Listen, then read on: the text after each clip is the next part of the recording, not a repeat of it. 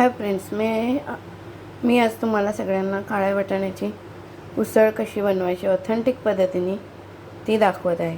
आणि आज मी तुम्हाला सगळा व्हिडिओ मराठीत सांगत आहे. तर त्याच्यासाठी लागणारं पहिले साहित्य बघूया.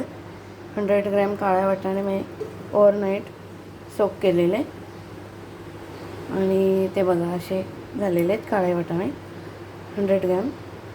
आणि 2 लांबे चिरलेले कांदे, थोडंसं खोबरं 8-10 पीसेस, सुकं खोबरं. तुम्ही ओलं खोबरं नका घेऊ, सुका खोबऱ्याची टेस्ट चांगली येते.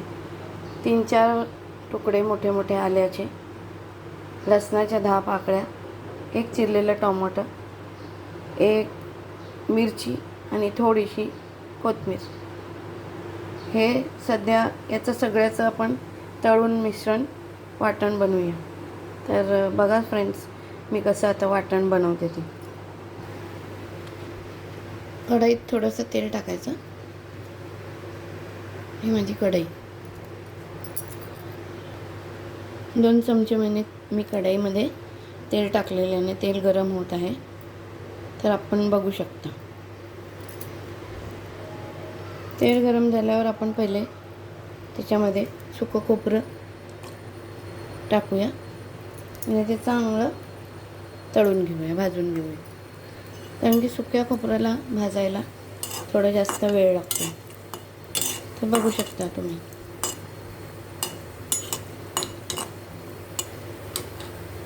त्याच्याबरोबर आपण टाकू आता चिरलेला टोमॅटो.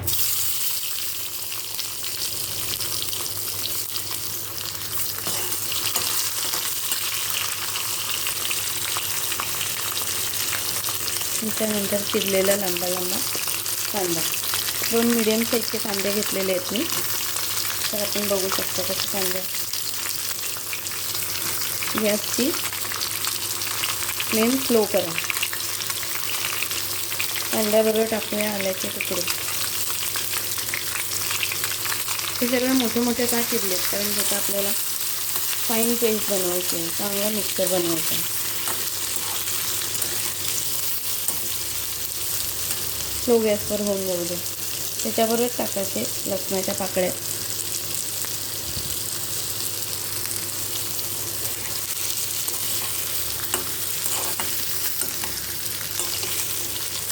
जोपर्यंत कांदा ब्राऊन कलरचा होत नाही तोपर्यंत आपण हे मिश्रण स्लो गॅसवर पूर्णपणे भाजून घ्यावं. फ्रेंड्स, आपण बघू शकता तसा मसाला तळून घेतलेला आहे थोड्याशा तेलात. तर त्याचं असं मिश्रण थंड करत ठेवायचं थोड्या वेळासाठी, 10 मिनटासाठी. आणि ते मिश्रण थंड झालं का मिक्सरमध्ये वाटून घ्यायचं. आता पुढची रेसिपी मी तुम्हाला थोड्याच वेळा दाखवते.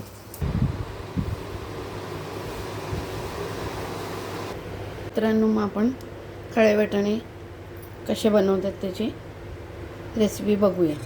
तर हे मी गॅसवर कुकर ठेवलेलं आहे माझं. आणि हे बघा तेल. तर हे काळ्या वाटाण्याच्या उसळीसाठी व्यवस्थित तेल लागतं. तर तुम्ही 5-6 चमचे चांगले, कोणती पण उसळ बनवताना तेलाचं प्रमाण चांगलं लागते. सो गाईज फ्रेंड, बघा मी असं तेल गरम करायला ठेवलेलं आहे, झालेलं आहे. त्याच्यात मी टाकत आहे थोडीशी हिंग. कोणत्या पण भाजीत हिंग टाकणं खूपच जरुरी असते फ्रेंड्स, पण हिंगाने तुमचं गॅस होत नाही कोणतं पण भाजी खाल्ली तरी. तर त्याच्यानंतर आपण टाकूया कढीपत्ता.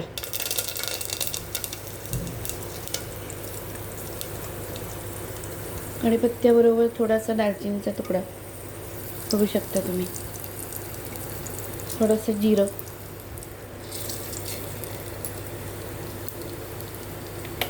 फोडणी अशी खमखमीत झाली, फोडणी अशी चांगली बसली तर भाजी एकदम चांगली होणार, ह्याची गॅरंटी.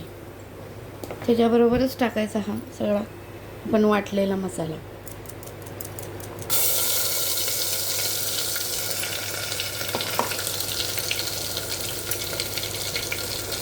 बघू शकता.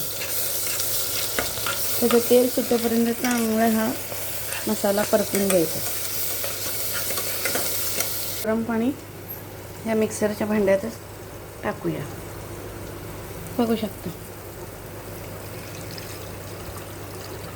कारण की कोणत्याही भाजीमध्ये मी पहिले पण सांगितलेलं आहे गरम पाणी टाकावा. तर तुम्ही बघू शकता मसाला कसा तळत आहे.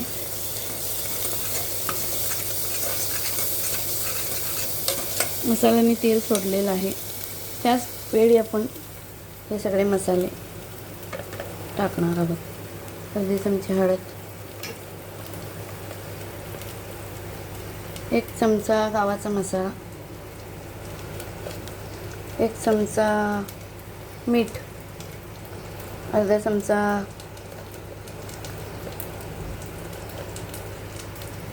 मसाला आणि थोडंसं धना-जिरे पावडर अर्धा चमचा. हे सगळे मसाले आपण हे मसाले टाकलेले आहेत. तर परत आपण जोपर्यंत मसाले शिजत नाहीत ते आपण टाकलेले आहेत तोपर्यंत आपण चांगला स्वतः काळे वाटाणे टाकत आहेत. बघू शकता सर मसाला आणि त्याचा सुगंध पण चांगला येत आहे मसाल्याचा. तर त्या स्टेपला आपण आता काळे वाटाणे भिजवलेले टाकत आहोत.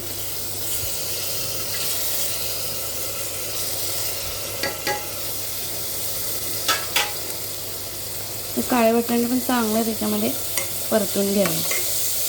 चांगलं व्यवस्थित सगळा मसाला त्या काळ्या वाटाण्यांना लागला पाहिजे. बघू शकता आपण थोडे मसाले भाजून घ्यायचे काळ्या वाटाण्याच्या मध्ये तेव्हाच आपली उसळ चांगली होते.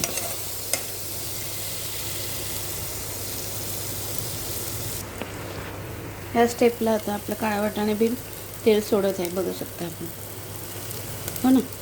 तर त्या स्टेपला आपण हे मिक्सरमध्ये भांड्यामध्ये जो मसाला केलेला आहे त्याच्यात गरम पाणी टाकलेलं आहे ते आपण त्याच्यात टाकलेलं आहे. मी काळा वाटाणा शिजण्यासाठी भरपूर पाणी लागतं. परत आपण थोडं पाणी टाकत आहे. तर बघा आपण काळ्या वाटाण्याची कशी तरी सुटणार आहे आता. आणि चांगल्या 5 ते 6 शिट्ट्या काढून घ्यायच्या. बघू शकता आपण. हाय फ्रेंड्स, तर बघू शकता तुम्ही काळ्या वाटाण्याची उसळ. चमच्याने तुम्हाला प्रत्यक्ष दाखवते. बघू शकता. हे सगळी रेसिपी मला पहिले येत नव्हती, पण माझी आई तिने या उसळ बिसळच्या रेसिपी मला शिकवल्या. आणि दुसरे थेपले बिपले छुंदा वगैरे जो गुजराती आयटम आहेत ते माझ्या सासूने मला शिकवले. तर मी त्या दोघींची खूप आभारी आहे की मला या सगळ्या रेसिपी येतात आणि मी तुम्हाला सगळ्या रेसिपी दाखवू शकतो. Thank you friends, thank you very much.